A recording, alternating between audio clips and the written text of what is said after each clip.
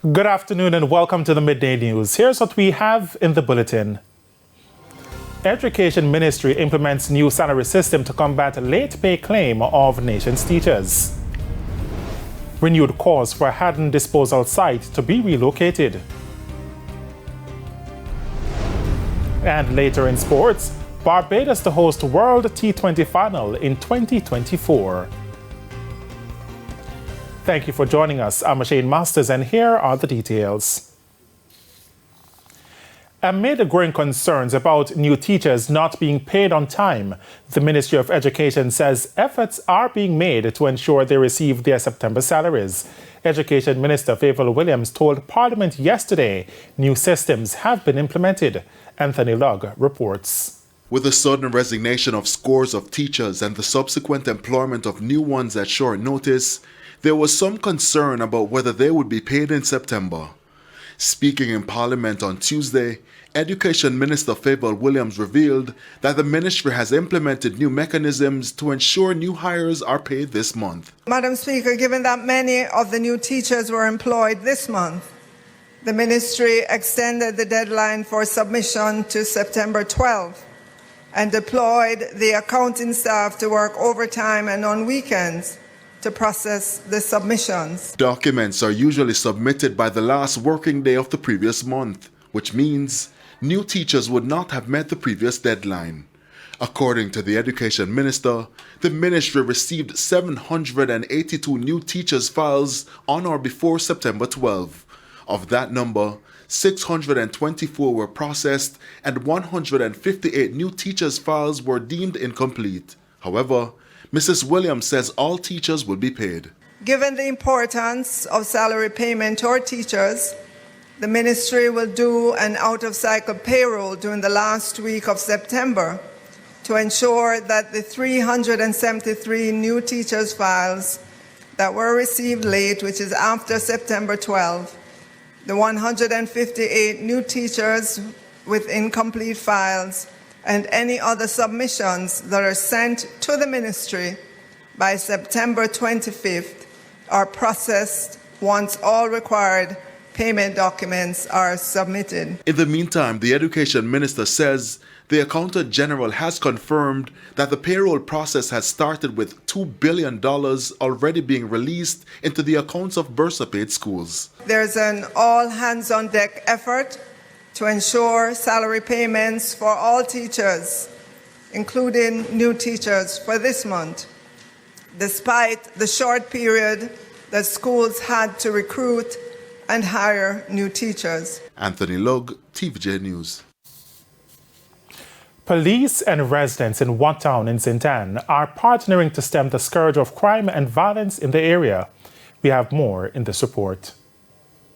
Since the start of the year, St. Ann has recorded 53 murders. That's a 12% increase when compared to the same period last year. In the usually quiet community of Wattown, 3 murders were recorded since the start of the year. Last year, there was none during the comparative period. Residents are worried. And so they have partnered with the police. Dwight Powell is the head of the St. Ann Police. We are seeing great partnership between the police and the citizenry of Wattown. And it seems that the relationship is one that is unprecedented in the parish, and I am gratified by what I am seeing. The residents say they have been plagued by predial larceny. It's very rampant there to a certain extent, because if you are aware of the situation, we have a murder, they call it, happens not long ago where these people steal cows and they were killed. He said the incident is regrettable. I am very sorry that it happens that way. It's not a good look on behalf of our community, but at the same time, there's a situation where they had enough. In the meantime, SSP Powell says there will be increased resources and police presence in Wattown, and the residents say they are looking forward to the partnership. I am very happy about it, and I am ready to invite them to come to other adjoining community, naming Gibraltar, Watown, as they are today, Madras. I'm looking for greater collaboration between us and the citizenry of this area so that together we can find solution to the issues of crime and violence that is plaguing us. Hal Shane Burke, TVJ News. Calls this afternoon for the Haddon dump site in St. Anne to be relocated. As we hear in this report, residents in the surrounding communities are fed up with the frequency of fires at the site. No line of sight for oncoming traffic along this stretch of roadway in the community of Haddon, St. Anne. The reason? This smoke emanating from the Haddon dump site in St. Anne. According to Executive Director of the National Solid Waste Management Authority, NSWMA, Alder Gordon, the fire started on Sunday afternoon at the northern section of the facility. He says efforts were made to bring it under control on Monday, but that was impeded due to rain. But the residents are fed up. It's a nuisance. It cannot get worse than this. I am sick and tired of this condition. This is really a grave situation. And all over the years we have been, voicing our opinion, but there's no action. There's a thick smoke covering over the area, especially in the morning hours. We have some thick smoke and it smell awful, so we don't even know what we are inhaling in the community. Hundreds of residents in Haddon, Golden Grove and Walker's Road near Monique St. Anne say they have been suffering from poor air quality. It's why Councillor Caretaker for the Monique Division, Lord Garrick, is again calling for the disposal site to be relocated. It is just a serious problem and it continues to be a problem, and I believe the best thing to do is to relocate the site. That call has also found favor with residents. Some guys from NEPA in Kingston, they came here about a year or two ago and they had meetings and they spoke about the dump and what they're going to do, and they're compacting the dump and whatever. But it's only getting worse than better. We can't live in this any longer.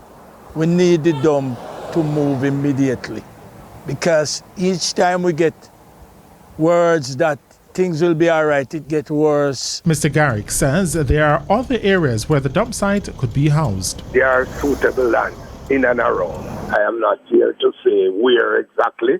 I believe that's a discussion that the municipal corporation, the community, and central government can have and get a suitable spot. But the people of Haddon especially is suffering daily, I would say now, because they are actually living, they are neighbors to the dump. And whenever we have the fire and the smoke, it is terrible to travel between Monique and Walker's Road. It's now left to be seen if these latest calls by those most affected by the fires will be heeded.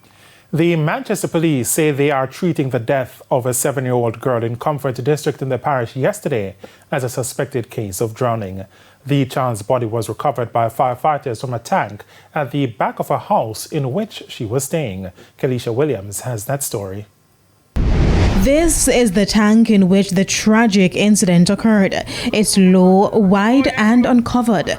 The water stored here is said to be used by residents for farming. It's where 7-year-old Samoy Price, also known as Sammy, fell to her death.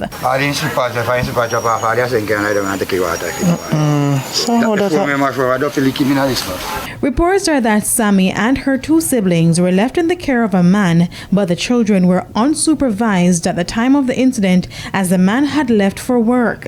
It's reported that sometime around midday, the child was attempting to retrieve a slipper, but she lost her balance and fell inside.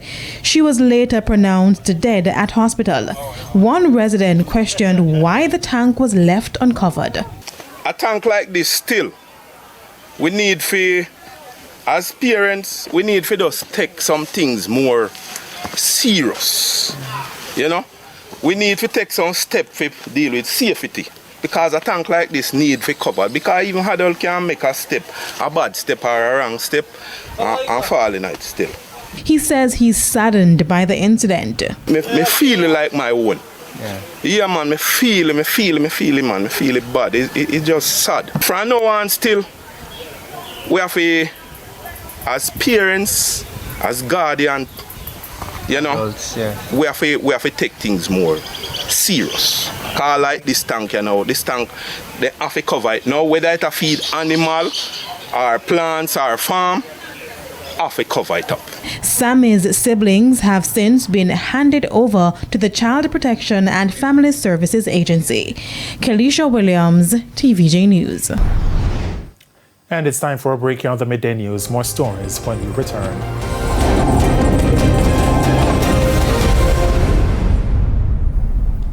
Welcome back to the midday news.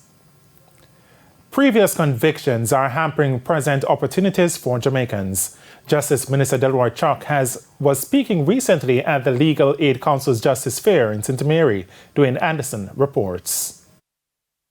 Many Jamaicans are not able to move on with their lives because their past is holding them back. But one way to move forward is through an expungement.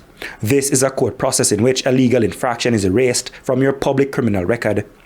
Justice Minister Delroy Chuck shared some of the issues being observed. In addition, many applicants for farm work program and also for visas can't travel because of the previous conviction. There's also a challenge for Jamaicans pursuing career opportunities locally. One of the services offered by the Ministry of Justice is expungement.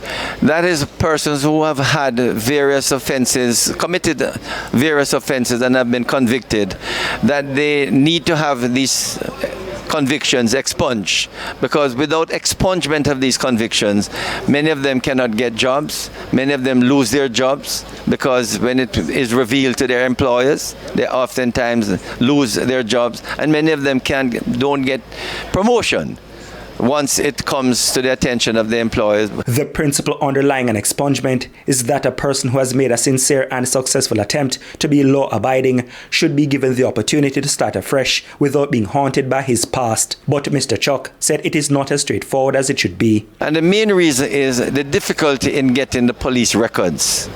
So in recent times, we have been working with the Commissioner of Police to see how best the Ministry of Justice can assist the CRO, the Criminal Records Office, to expedite the number of applications for police records.